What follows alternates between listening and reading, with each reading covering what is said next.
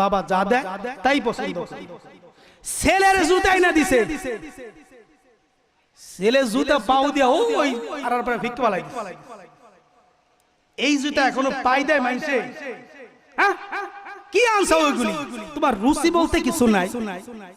বাবা তো বড় আশা করে আনছে আর একটা সন্তানের বাহবা পাবো, কিন্তু সেখানে তুমি বাহবা পাইলা না। ওই ক্ষেত্রে তোমাকে কি করতে হবে? বদনান সাবির, ধৈর্য ধারণ করতে হবে।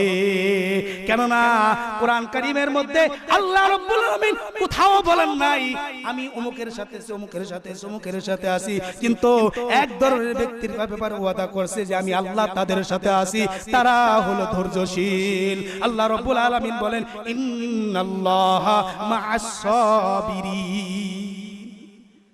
আল্লাহ কার সাথে আছে? ধৈর্যশীলদের সাথে আল্লাহ তাআলা। এজন্য আল্লাহর কাছে বারবার